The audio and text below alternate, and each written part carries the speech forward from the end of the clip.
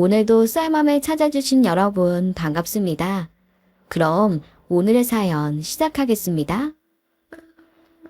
안녕하세요.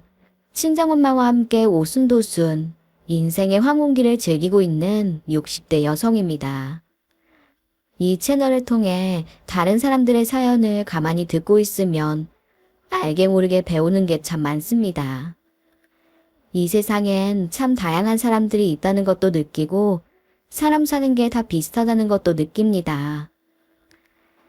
실은 저에게도 인생의 쓴맛을 제대로 알게 된 사건이 하나 있는데요. 나이를 먹을 만큼 먹은 사람이 이제야 인생의 쓴맛을 알았다는 게 어쩌면 우스운 일일지도 모르지만 제 속사정을 많은 분들에게 털어놓고 위로받고 싶은 마음에 용기를 내어 글을 드려봅니다. 이 이야기를 하기 위해선 수십 년 전 제가 30대였던 시절로 거슬러 올라가야 합니다. 제겐 친한 언니가 한 명 있었는데요. 일찍 결혼을 하고 다시 돌싱으로 돌아온 그 언니는 지리산 근처 어디쯤에서 전통 찻집을 하고 있었어요. 작은 무역회사의 경리로 일을 하고 있던 저는 일상이 갑갑하고 무료할 땐 언니 찻집에 찾아가 수다를 떨기도 하고 고기도 구워 먹으며 주말을 보내고 오곤 했습니다.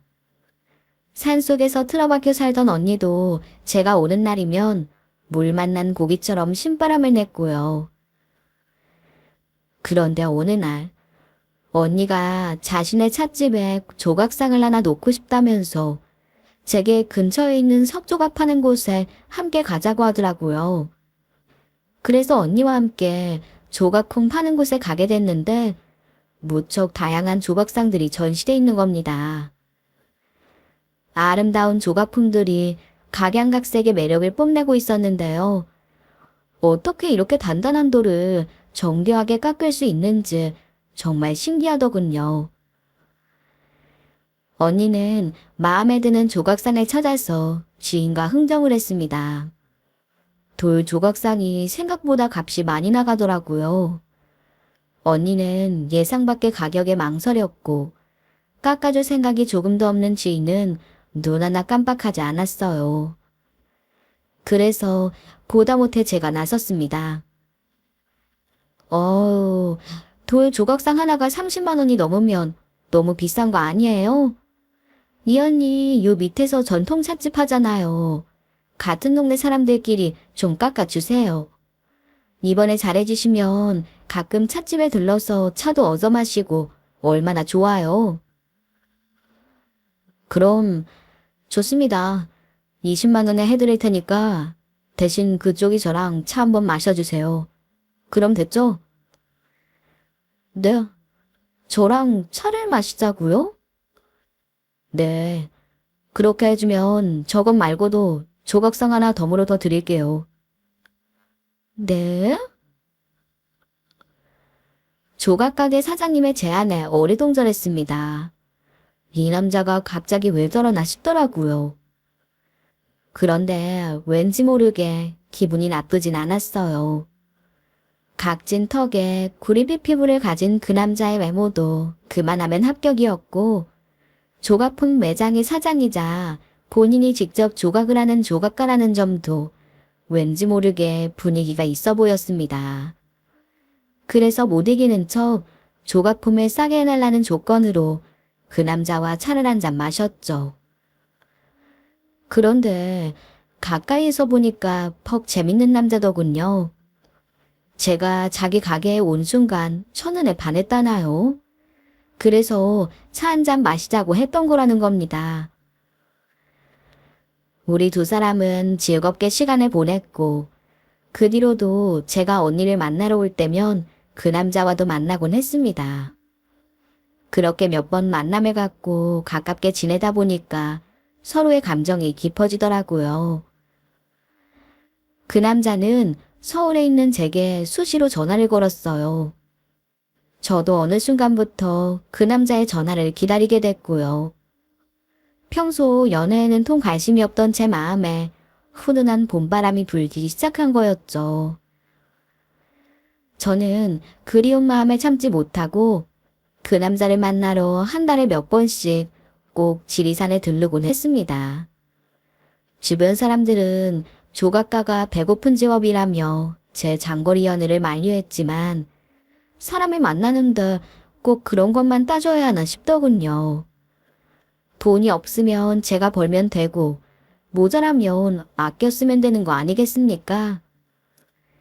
저는 그런 마음으로 그 남자와 연애를 시작했고 우리 두 사람은 정화수로 떠놓고 지리산 신령님 앞에서 평생을 함께하기로 약속했네요. 사실 예식은 생략하고 혼인신고나 한 것이나 다름없는 일이었지만 그래도 행복했어요. 당시에는 좋아하는 사람과 일생을 함께할 수 있다는 게 너무 기뻤거든요.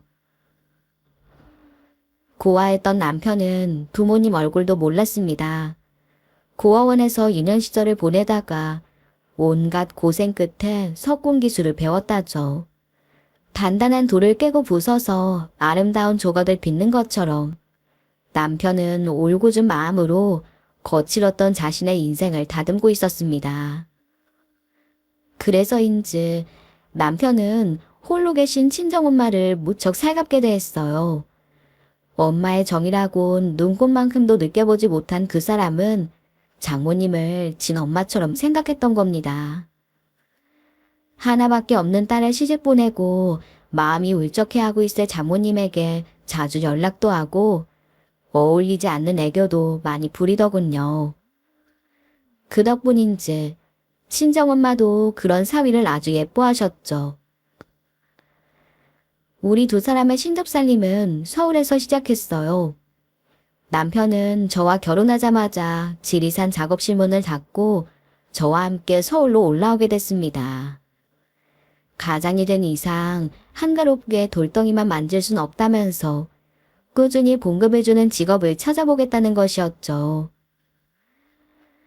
평생 쥐던 점을 내려놓고 다른 일을 한다는 결심이 어디 쉬었겠습니까? 하지만 남편은 책임감이 넘치는 사람이었어요.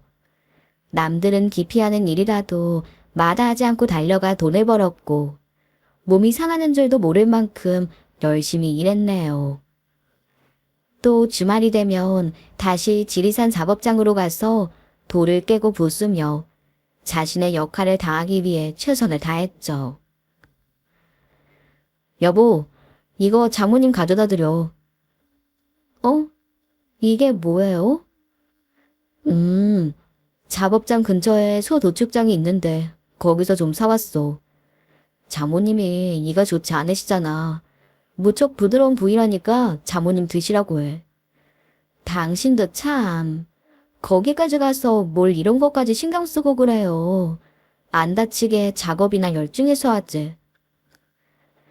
장모님은 혼자 계시니까 식사도 대충 때우실 거 아냐. 나이가 들수록 고기를 많이 잡숴야 한다니까. 알았네요. 우리 엄마는 자상한 사이도서 참 좋겠네. 정이 많은 남편은 자기 자신 것보다 자기 아내와 장모를 우선적으로 챙기는 사람이었어요. 이런 남편인데 돈 버는 재주가 좀 모자라면 어떻습니까? 성실하고 착한 남편은 제 눈엔 누구보다도 멋진 사람이었어요. 넘치진 않지만 자상한 남편을 믿고 이렇게 알뜰살뜰 살다 보면 행복하고 좋은 날이 올 거라고 믿었네요.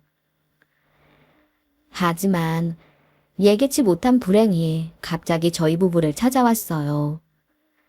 주말 아침 일찍 작업장으로 간 남편이 주말 내내 연락이 닿지 않더군요. 너무 일에 열중을 하고 있나 싶어서 가만히 연락을 기다리고 있는데 일요일이 다 지나가도록 아무 소식이 없는 겁니다. 작업실에 전화를 걸어봤지만 받지도 않고 깜깜 무소식입니다. 갑자기 불안감이 엄습해오더군요. 혹시 남편에게 무슨 일이 생긴 건 아닌가 걱정되기 시작했어요. 기다리나 못해 결국 남편 작업장 근처에서 찻집을 하는 언니에게 전화를 걸었습니다. 정희야, 이 시간엔 웬일이야? 무슨 일 있어? 언니, 미안해. 다른 게 아니라 남편이 엊그제 작업실에 갔는데 지금까지 연락이 안 돼. 아무래도 무슨 일이 생긴 것 같아. 언니, 미안한데 언니가 한번 가봐주면 안 돼? 그래? 알았어. 내가 얼른 가볼게. 저는 마음을 졸이며 언니의 연락을 기다렸죠. 제발 아무 일이 없기를 간절히 빌었습니다. 그냥 술을 잔뜩 마시고 골아떨어진 바람에 연락을 하지 못한 것이길 바랬어요. 그리고 1시간쯤 지났을까요? 언니에게서 전화가 걸려오더군요. 얘 정이야. 큰일 났다. 큰일 났어. 왜 언니? 우리 남편한테 무슨 일 있었어? 내가 작업장에 가보니까 창근 씨가 큰 돌에 깔려서는 옴짝달싹하지 못하고 있더라고. 갑자기 돌이 쓰러지는 바람에 깔리고 말았대. 그렇게 이틀이나 깔려 있었나 봐. 내가 사람들 불러서 겨우 구조해가지고 지금 병원으로 옮겼어. 정이야, 너 빨리 와야 할 것 같아. 언니 말에 깜짝 놀란 저는 남편이 입원해 있다는 병원으로 불이 나게 달려갔습니다. 작업하려던 돌에 이틀이나 깔려 있었단 말에 얼마나 가슴이 아팠는지 모르겠어요. 남편은 혼자 얼마나 아프고 무서웠을까요? 하지만 목숨을 잃지 않았으니 그것만 해도 천만 다행이었습니다. 병원에 도착한 저는 거의 반송장이나 다름없는 남편을 보곤 눈물을 쏟았습니다. 고작 이틀 사이에 남편은 폭삭 늙어 있더군요. 얼마나 고생을 했는지 알 것 같았네요. 남편분께서 살아있는 건 거의 기적이나 마찬가지예요. 워낙 강골이셔서 사신 거지. 원래는 사망하셨어도 전혀 이상한 일이 아니었습니다. 하지만 척추 손상이 워낙 심해서 하반신을 쓰기는 어려울 것 같습니다. 환자분이 충격이 크실 겁니다. 잘 다독여 주세요. 선생님, 안 돼요. 제 남편 조각하는 사람입니다. 그런 사람이 다리를 잃으면 어떻게 살겠어요? 선생님, 제발 살려주세요. 너무 충격적인 진단을 들은 저는 의사 선생님에게 매달려 애원했지만 이런 일이 매달린다고 될 일은 아니었습니다. 결국 우리 부부는 하반신 마비라는 불행을 마주할 수밖에 없었네요. 가장으로서 최선을 다해서 살았던 남편은 이제 더 이상 아무것도 할 수 없다는 현실에 절망했어요. 괜찮아, 여보. 내가 있잖아. 이제 내가 당신 먹여 살릴 테니까 너무 걱정하지 마. 우리 조금만 힘내자, 응?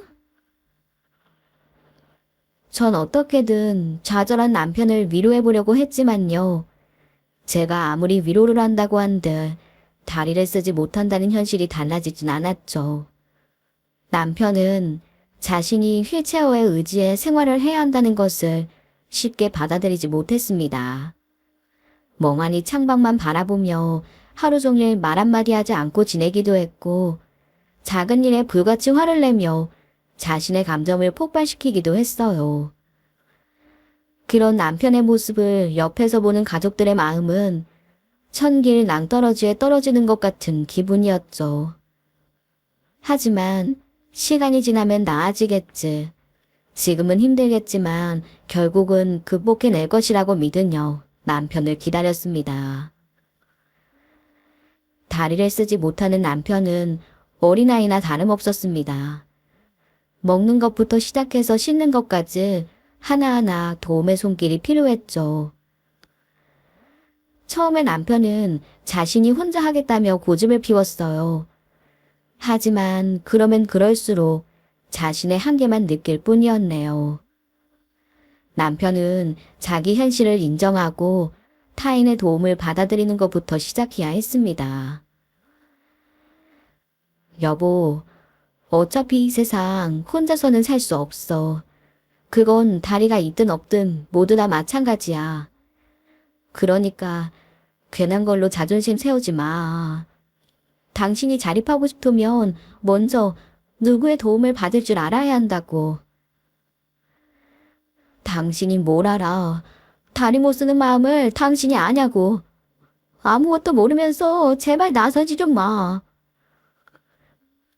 뭐라고? 그래, 알았어.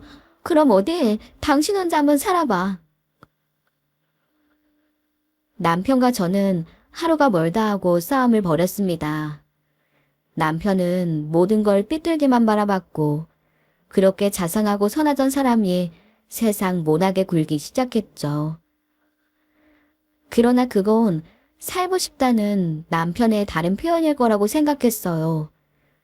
그런 남편을 놓지 않고 함께 살기 위해서는 저 또한 독하게 굴어야만 했습니다.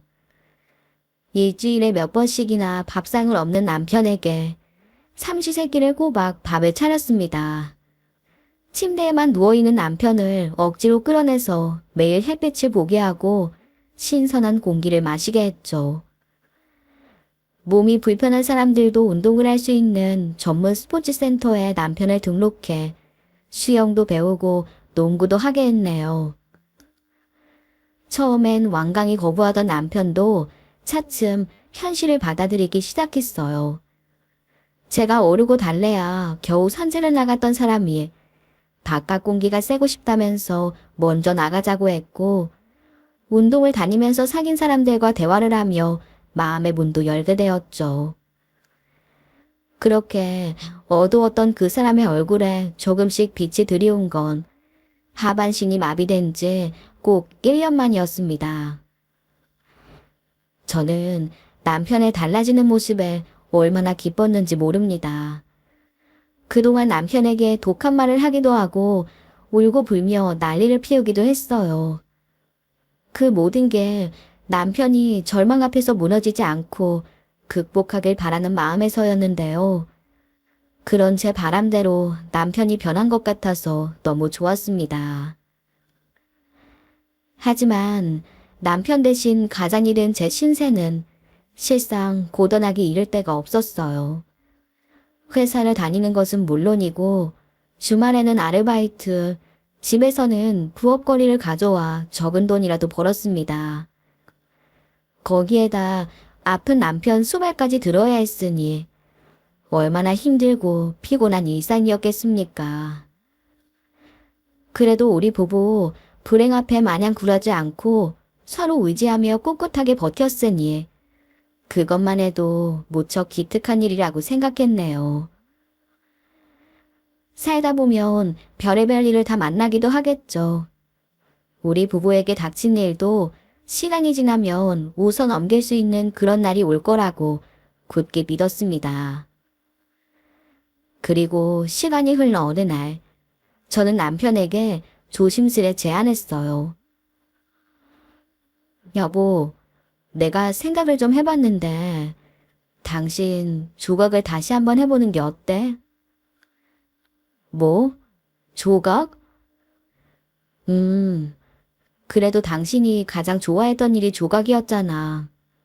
예전보다 몸은 좀 불편하지만 그래도 난 할 수 있을 거라고 생각해. 내가 어쩌다가 다리를 잃었는지 잊었어? 나는 아직도 내가 조각하다가 돌에 깔리는 꿈을 꾼다고. 그런데 또 조각을 하라고? 됐어. 난 싫어. 남편은 조각을 다시 해보라는 제 권유에 몸까지 떨며 진저리를 치더군요. 조각이라는 단어만 떠올려도 사고의 기억이 나는 모양이었어요. 하지만 저는 남편의 솜씨가 너무 아깝다는 생각이 들었어요. 게다가 장애를 가진 남편이 자신의 일을 되찾는 건 특히 중요한 일이었습니다. 무슨 말인지 알아. 하지만 언제까지 도망칠 순 없어. 당신이 가장 행복한 표정을 지을 때가 바로 돌을 깎고 조각할 때였으니까.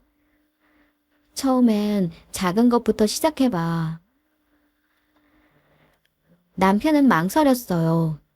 남편이 점에 든다는 것은 극한의 공포를 이겨내는 것과 같았으니까요. 그런데 그런 일이 있고 며칠 후 남편이 제게 지리산에 한번 가자고 하더라고요. 오랫동안 문을 닫아두었던 작업장에 가보고 싶다는 겁니다. 남편의 그 말에 가슴이 벅차올랐습니다. 남편은 두려움을 피해 도망치지 않고 맞서기로 한 것이었어요. 저는 남편과 함께 남편의 작업장을 찾았습니다. 작업장엔 오랫동안 사람 손이 가지 않아서인지 여기저기 수풀이 우거지고 먼지가 뽀얗게 쌓였더군요. 남편은 복잡한 표정으로 작업장을 대충 정리하고 조각할 때 쓰는 도구들을 이리저리 만져보았습니다. 그리고 작은 돌을 손에 쥐고 똑딱똑딱 다듬더라고요. 남편이 돌에다 새긴 건 희망이라는 두 글자였습니다. 그것으로 그 사람은 자신의 짓누르고 있던 과거에서 벗어나 새로운 인생을 살기로 마음먹은 것이었죠. 그런 남편이 무척 고맙고 기특했네요. 당신 말이 맞았어. 사실 난 이 돌들이 너무 그리웠나 봐. 처음엔 다시는 돌조각을 하지 않을 거라고 다짐했는데 돌가루 냄새를 맡으니까 옛날 생각도 나고 다시 조각을 해보고 싶어. 그래, 정말 잘 생각했어. 당신은 잘 해낼 수 있을 거야. 용기 내줘서 고마워, 여보. 아니야, 내가 더 고맙지. 내가 그동안 당신한테 얼마나 못나게 굴었는지 다 알아. 그동안 많이 힘들었지. 여보, 나 포기하지 않고 곁에 있어줘서 정말 고맙다. 갑자기 왜 그래? 나 눈물 나려고 그런다. 남편의 그 말 한마디에 그동안의 마음고생이 전부 쉽게 내려가는 것 같더군요. 이제 우리 두 사람은 다시 예전처럼 행복한 일상을 살아갈 수 있을 거라고 생각했습니다. 남편이 다리를 쓰지 못한다는 점만 빼고는 달라진 게 아무것도 없었으니까요. 그날 이후 남편은 조각을 하겠다며 작업장에서 살다시피 했어요. 몸이 불편한 남편이 장기간 작업장에 틀어박혀 있는 게 걱정이 됐지만 그래도 저렇게 몰두할 만큼 좋아하는 것이 있다는 건 남편에게도 바람직한 일이었네요. 그래서 전 주말에만 가끔 남편을 돌보러 내려갔고 그 대신 찻집을 하는 언니에게 남편을 들여다봐 달라고 부탁을 했죠. 그래, 알았어. 내가 식사도 챙겨드리고 말동무도 해드릴 거니까 너무 걱정하지 마. 정희 너도 이럴 때 좀 쉬고 그래.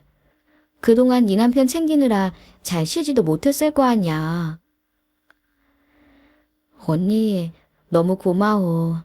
언니 덕분에 내가 좀 안심이 된다. 어차피 근처인데 뭐.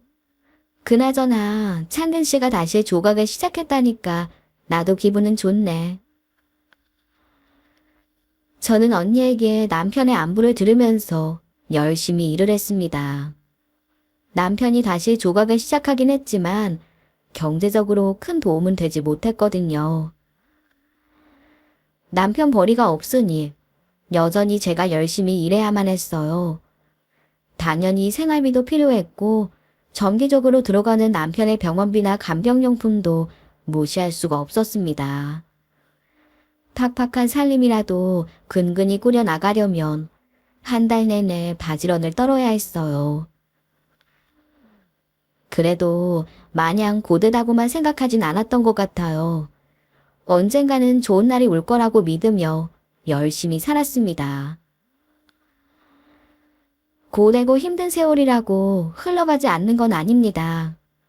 오히려 열심히 살다 보니까 더 빨리 지나가는 것 같더군요.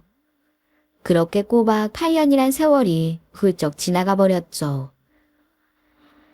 그 긴 세월 동안 남편은 오로지 돌을 다듬는 데만 열중하고 있었어요. 찻집 언니가 아름아름 소문을 내준 덕분에 간간히 남편이 만든 조각들이 팔려나가기도 했네요. 하지만 저희 집 형편은 여전했고 제 바쁜 일상도 여전히 고단하기만 했습니다. 그러던 어느 날 친정엄마가 남편의 안부를 물어왔어요. 예, 정희야, 요새 박서방은 어떻게 지내고 있니? 똑같지 뭐. 한 달에 서너 번만 올라오고 요샌 거의 작업장에서만 지내. 그래? 몸도 성치 않은데 쉬엄쉬엄 하라고 해라. 다리가 불편한 거지 손은 멀쩡하잖아. 자기가 신나서 하는 건데 뭐.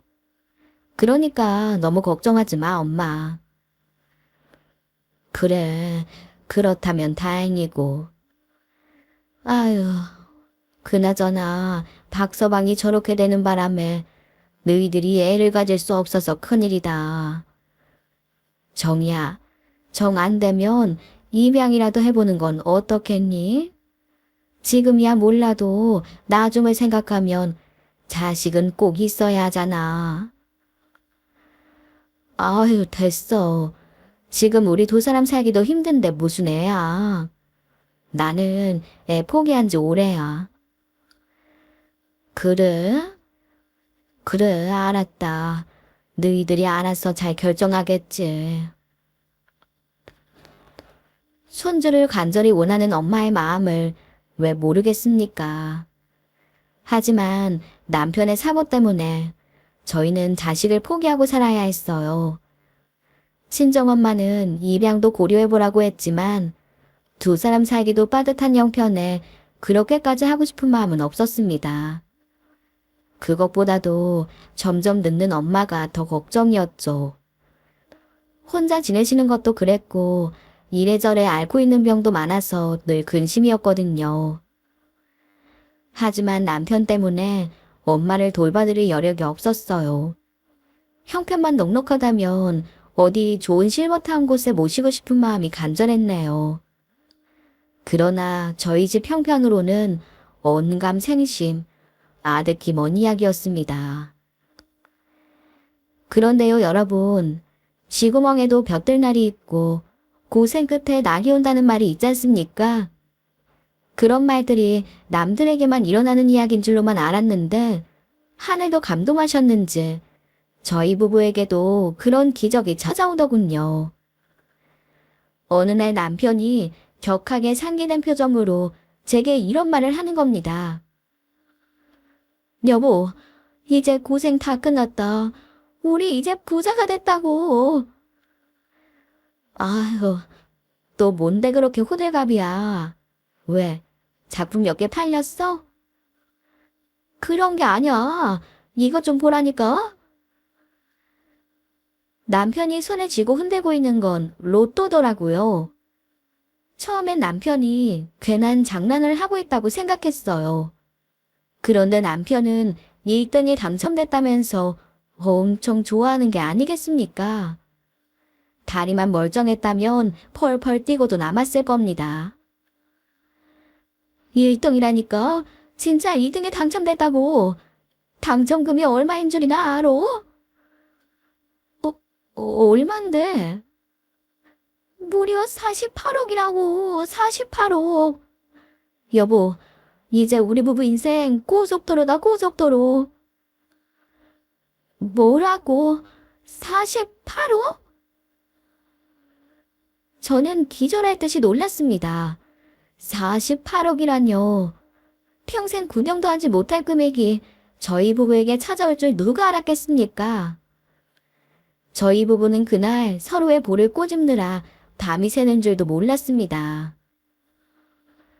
여보, 우리 엄마 실버타운에 보내드리자.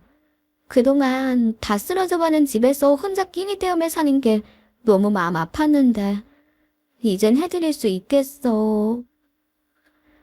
그럼 우리 장모님 고생 많이 하셨는데 아주 고급진 실버타운에 보내드려야지. 우리 부부에게 찾아온 행운으로 우린 행복한 상생을 하며 꿈 같은 날들을 보냈어요. 그리고 얼마 후 남편은 로또 당첨금을 수령했고 통장에 세기도 힘든 액수가 찍혀 있는 걸 확인했습니다. 통장만 봐도 가슴이 얼마나 뛰던지요.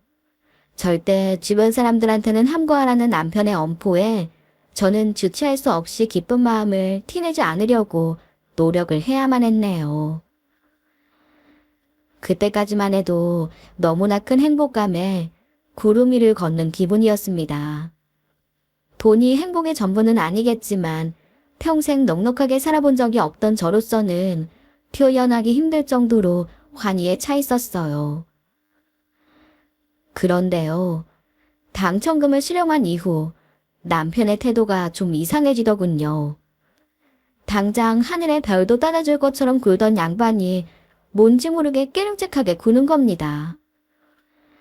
평생 볼 수도 없는 돈을 손에 쥐어서일까요? 집도 사고 차도 바꾸자는 제 말을 자꾸 귓등으로 듣는 겁니다. 가만히 있어봐. 갑자기 그렇게 다 바꾸고 살면 사람들이 의심한다고.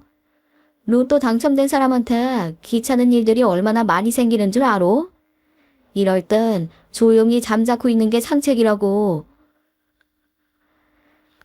남편의 말도 일리가 있다 싶었어요. 당첨된 사람한테 조폭이 협박을 한다는 둥, 사기꾼이 달라붙는다는 둥, 저도 이런저런 이야기들을 들었기 때문이었습니다. 하지만 48억이라는 어마어마한 돈을 가진 사람치고는 인색해도 너무 인색하게 구는 게 아니겠어요. 당첨금을 탄 날 남편은 소고기 한번 구워 먹자며 정육식당에서 밥을 한번 먹고 난 뒤에는 당최 돈을 쓰지 않으려고 하는 겁니다. 그동안 생활비 한번 시원하게 준 적이 없던 사람이라면 자기 아내한테 이제 일 나가지 말고 사표 쓰라고 할 수도 있는 거 아닐까요? 하지만 남편은 지금 당장 일 그만둘 생각 말고 자중하라는 말만 하더군요. 내심 서운한 마음이 들었지만 남편이 조심하고 싶어서 그러는 거라고 이해했죠. 하지만 막대한 돈이 있는데도 쓰지 못하는 날이 길어지니까 짜증이 자꾸 나는 겁니다. 그런데 여보, 언제까지 이러고 있어야 돼? 다 좋은데 우리 엄마 실버타운이나 좀 알아보자. 응? 오호, 이 사람 참. 몇 달이나 됐다고 벌써 이래. 장모님을 실버타운에 보내드리면 장모님조차 그 돈이 어디서 났냐고 묻지 않겠소? 그러면서 다 소문나는 거야. 사기꾼들한테 잘못 걸리면 48억쯤은 눈 깜짝할 새 날린다고. 당신은 이 돈 써보지도 못하고 다 날리고 싶어? 그렇지만 엄마는 하루하루 늙어가는데 하루라도 빨리 편하게 살 수 있도록 해드리고 싶어서 그렇지. 누가 안 보내드린데 일단은 조심하자고 하는 거잖아. 제가 아무리 설득을 해봐도 남편은 요지부동이었습니다. 하는 수 없이 저도 반쯤은 포기하고 남편의 지갑이 열리기만을 하염없이 기다렸죠. 하지만 너무 큰 행운 때문에 몸이 놀라기라도 했을까요? 이상하게 몸이 좋지가 않더군요. 처음엔 그냥 몸살인 줄로만 알았는데 잦은 기침에다가 기침을 할 때마다 가슴이 찢어질 듯 아파오는 겁니다.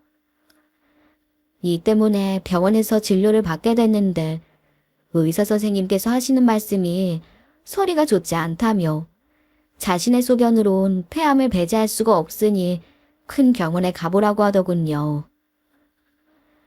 그 순간 심장이 덜컥 내려앉는 것 같았어요. 담배도 피우지 않는 제가 무슨 폐암일까 싶었습니다. 그 길로 얼른 대학병원에 예약을 하고 정밀검사를 받았는데 결과는 참담했습니다. 청천벽력처럼 폐암 말기라는 진단이 내려지더군요. 예후도 좋지 않아서 외과적 수술도 쉽지 않다는 것이었습니다. 너무나 큰 충격에 말이 잘 나오지가 않았습니다. 제 박복한 인생이 너무나도 불쌍하더군요. 남편의 사고에도 꿋꿋하게 버티며 살아왔는데 이제는 제가 죽을 목숨이라는 게 너무 허무합니다. 더구나 저희 부부에게 온 행운을 제대로 누려보지도 못한다는 것도 너무나 억울했어요. 저는 이 사실을 남편에게 털어놓았습니다. 놀란 남편이 제 손을 붙잡고 꺼이꺼이 통곡을 하더군요. 그 바람에 저도 꾹꾹 참은 눈물을 터뜨리고 말았죠. 여보, 일단 다른 병원을 좀 더 알아보자. 다른 진단을 내릴 수도 있잖아. 내가 어떻게 해서든 당장 고쳐줄게. 너무 걱정하지 마. 남편의 큰 소리가 적지 않게 위로가 되었지만 그렇다고 해서 제게 닥친 현실이 달라질 리가 없습니다. 유명하다는 병원은 죄다 다닌 것 같아요. 하지만 결과는 전부 비슷했습니다. 그런데 딱 한 군데에서 신약으로 치료를 시도해볼 수 있다는 말을 하시더군요. 임상실험이 막 끝난 신약인데 저에게 적용이 가능하다는 거였습니다. 그땐 마치 한 줄기의 빛이 내리쬐는 것 같더군요. 한 번 주사를 맞을 때마다 500만 원이라는 비용이 엄청 부담스럽긴 했지만 우리에게 48억이 있는데 뭐가 걱정이겠습니까? 저는 지푸라기라도 붙잡는 심정으로 신약 치료를 하길 원했어요. 그런데 어떻게든 절 고쳐주겠다던 남편이 신약 치료에 난세를 보이는 게 아니겠어요. 신약? 세상에 그런 게 어딨어. 그게 다 병원이나 제약회사 배불리는 일이야. 당신도 한번 생각해봐. 주사 한 번 맞는데 500이라고? 그것도 얼마나 맞을지도 기약이 없다는데 그걸 어떻게 맞아? 뭐? 당신 지금 돈 아까워서 나 치료해주지 못하겠다는 거야? 당신 아내가 지금 죽게 생겼다고. 그런데 그깟 치료비가 아까워? 그 많은 돈 다 쌓아놓고 뭐 하려고 그러니? 돈이 아까워서가 아니라 효과도 확실하지 않는 주사를 왜 맞냐는 거지. 그러다가 더 악화되면 어쩌려고. 당신이 치료 안 된다는 보장만 있으면 500이 아니라 5천이라고 해도 쓰지. 그래서 그럼 나 이대로 죽으라고? 당신 그러지 말고 요량차 내 작업실에서 지내보는 게 어때? 매일 지리산 영험한 길을 받으면 훨씬 괜찮아질지도 모르잖아. 확실하지도 않은 신약 맞을 돈이면 차라리 장모님 실버타운 보내드리는 게 낫다니까. 당신이 지리산 내려와 있는 동안 난 장모님 실버타운 알아보면서 왔다 갔다 할 테니까 내 말대로 하자. 응? 허둥지둥 변명을 하는 남편 꼬락서니를 보니까 대번에 알겠더군요. 이 인간은 자기 팔자에도 없는 큰 돈을 쥐게 되니까 세상 인색한 사람으로 변해버린 겁니다. 서운한 감정이야 이루 말할 수 없이 컸습니다. 하지만 치사하고 더러워서 남편에게 애원하고 싶지 않았어요. 그나마 친정엄마를 위한 실버타운은 해준다고 하니까 그것으로 위안을 삼고 저는 제 맘대로 살다가 가야겠다고 결심을 했습니다. 알았어. 당신 말대로 지리산에 들어가서 살 테니까 대신 우리 엄마 실버타운은 꼭 해드려야 돼. 무슨 일이 있어도 그 약속은 꼭 지켜. 이 사람은 정말. 그럼 내가 하나밖에 없는 삶인데 그깟 실버타운 하나 해주지 않을까봐 걱정을 해? 그런 걱정은 말고 당신은 어서 회복할 생각이나 하래도. 그곳에서 좋은 음식 먹으면서 마음 편하게 있으면 금방 낫는다니까. 생활비는 내가 꼬박꼬박 붙일 테니까 염려하지 말고. 남편은 제가 지리산에 들어가 살기를 적극적으로 권유했습니다. 그것이 저를 위한 일이 아니라는 것쯤은 어슴풀에 짐작하고 있었어요. 하지만 구차하게 살고 싶지 않았습니다. 남편에게 버려지다시피 지리산으로 가게 됐지만 제 팔자가 그렇게 사나운 걸 어쩌겠습니까. 그저 덤덤히 받아들이고 조용히 눈을 감겠다는 심정이었죠. 친정엄마에게는 제가 아프다는 말도 하지 못했어요. 그저 박서방이 좋은 실버타운 알아보고 있으니까 이사갈 준비나 하라고 했네요. 딸이 아픈 줄도 모르던 엄마는 사위 덕에 호강하게 생겼다며 무척 좋아하시더라고요. 그렇게 저는 병원에서 지워준 몇 달치 약만 들고 지리산에 가게 되었죠. 이곳이 제 삶의 마지막 장소라고 생각하니까 서글픈 마음을 지을 순 없었어요. 저는 가끔 저를 찾는 찻집 언니에게만 제 속사정을 전부 다 말해주었습니다. 로또에 당첨돼 큰돈을 만지게 된 일, 당첨금을 수령한 남편이 돌변하기 시작한 일, 그리고 제가 암에 걸려서 시한부 판정을 받았다는 것도 전부 말해주었죠. 언니는 제 손을 꼭 붙잡고 엉엉 울면서 왜 이렇게 인생이 더럽고 치사하냐며 가여운 제 인생에 위로를 건넸어요. 그래도 누군가 제 마음에 공감을 해준다는 게 벅 위로가 되더군요. 저는 그렇게 언니와 차도 마시고 밥도 먹으면서 쓸쓸한 산중 생활을 견디고 있었습니다. 병증이 깊어지면서 통증도 있었고 힘도 없었지만 그래도 공기가 좋은 탓인지 그럭저럭 견딜만 하더군요. 이대로 아프지 않고 편안하게 세상을 떠나기만 해도 괜찮겠다는 생각이 들 정도로 말입니다. 저를 지리산에 처박아 놓은 남편은 한 달에 겨우 한두 번 얼굴을 비쳤습니다. 그런데 이젠 그나마도 뜸하더군요. 그나마 친정엄마를 좋은 곳에 모셨단 말만 믿고 그러려니 하고 넘어갔네요. 그렇게 또 얼마나 지났을까요? 친정엄마랑 통화를 하고 있었는데 엄마가 엉뚱한 말을 하는 게 아니겠어요. 여러 명이 같이 쓰긴 하지만 그럭저럭 견딜만 해. 내 되면 밥도 주고 의사 선생님이 주사도 놔주고. 응? 아니 엄마, 그게 무슨 소리예요? 왜 실버타운에서 방을 같이 써? 나도 모르겠다. 6인실이라고 하던데. 네? 6인실이요? 아니 세상에 6인실인 실버타운이 어딨어요. 처음에는 엄마가 뭔가 헷갈려 한다는 생각을 했어요. 아니면 엄마한테 치매기가 있나 싶기도 했고요. 그런데 엄마가 이 사람이랑 통화를 해보라며 누군가 바꿔줬는데 담당 간호사라는 겁니다. 간호사시라고요? 거기 실버타운 아니에요. 실버타운이요? 아니요, 여긴 요양병원인데요. 네? 하마터면 기절을 할 뻔했습니다. 고급스러운 실버타운에 엄마를 모셨다던 남편의 말은 새빨간 거짓말이었죠.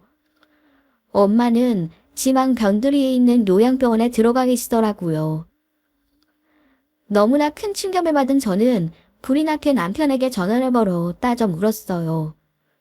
그런데 남편이 별일 아니라는 듯 태연하게 대꾸하는 게 아니겠어요.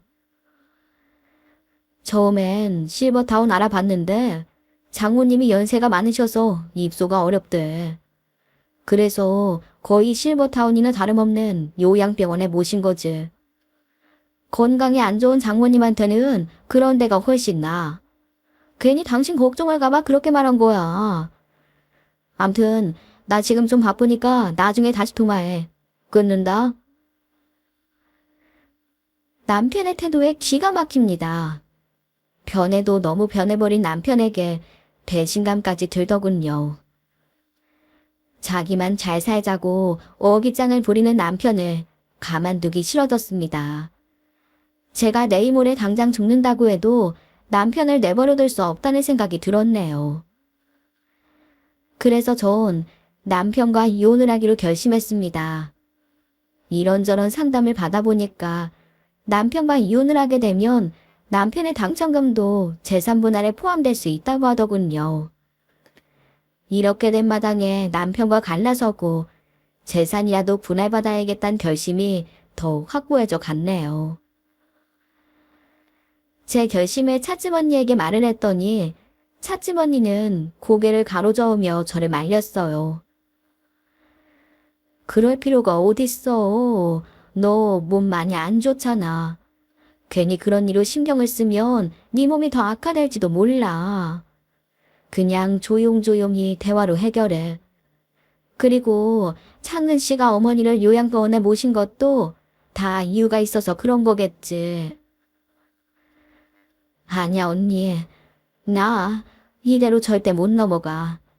다리 못 쓰는 저 인간을 내가 얼마나 살뜰히 보살폈는데. 돈벼락 맞았다고 이제 와서 저렇게 안면 바꿔버리는 사람을 어떻게 남편이라고 하겠어. 나 당장 죽더라도 꼭 저 인간이랑 헤어지고 죽을래. 아유, 정이야. 너 몸 상한다니까? 제발 좀 자주 가자, 응?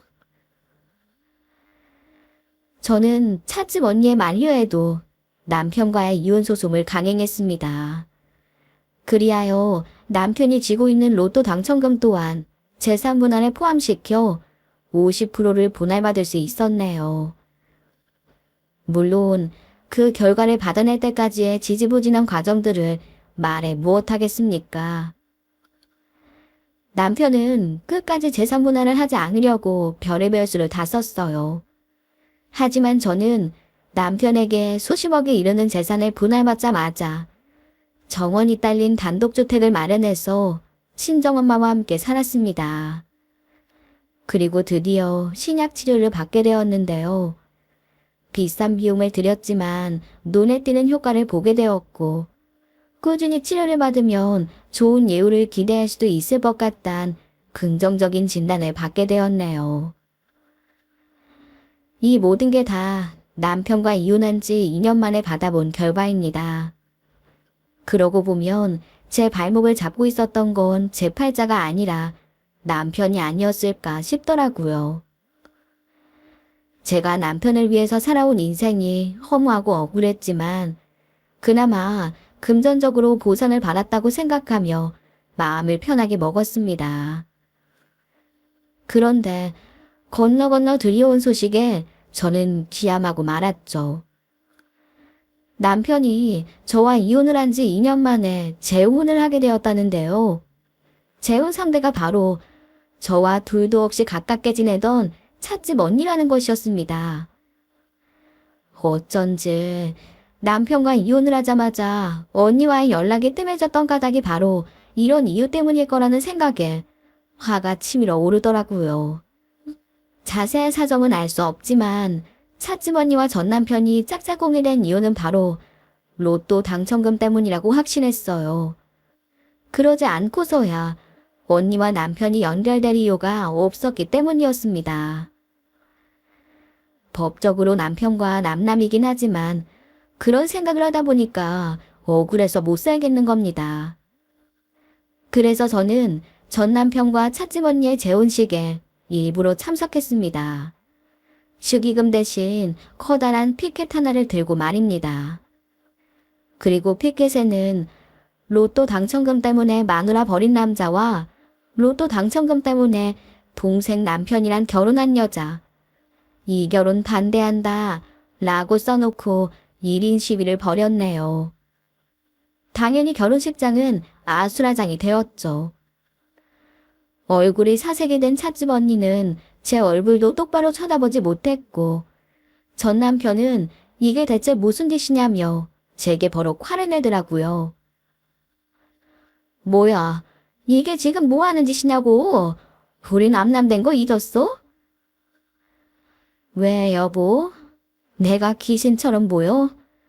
이렇게라도 당신 재혼 축하해 주려고 왔어. 저는 일부러 미친 사람처럼 섬뜩한 미소로 대꾸했네요. 결국 남편의 신고로 경찰서에서 조사를 받게 됐지만 묵은 체증이 시원하게 내려가는 것 같은 기분을 느꼈습니다. 나중에 들어보니까 두 사람은 하객들의 수군거림 속에서 결혼식을 강행했다고 하더군요. 글쎄요. 두 사람이 얼마나 잘 살 수 있을지는 잘 모르겠습니다. 이제 저랑은 관계가 없는 일이니까 그쪽 일에는 신경 끄고 살기로 마음을 먹은 상태입니다. 이제는 남은 치료를 꾸준히 받으면서 제 인생에만 집중하고 있습니다. 이번 일로 믿을 사람 하나도 없다는 인생의 쓴맛을 제대로 배우긴 했지만 지나가 버린 세월은 돌이킬 수 없는 거잖아요. 이젠 친정엄마와 행복하고 편안하게 사는 게 인생의 목표가 되었네요. 이쯤에서 제 사연을 마무리해야겠습니다. 모쪼록 많은 응원의 말씀 부탁드리며 글을 마칩니다. 애청자분들의 건강과 행복을 진심으로 기원하며 끝까지 제 이야기에 공감해 주셔서 감사합니다. 오늘의 썰맘 사연에 여러분의 소중한 댓글 기다리면서 구독, 좋아요, 공유는 물론 알람 설정도 부탁드립니다. 그럼 오늘도 함께 읽어주셔서 감사합니다.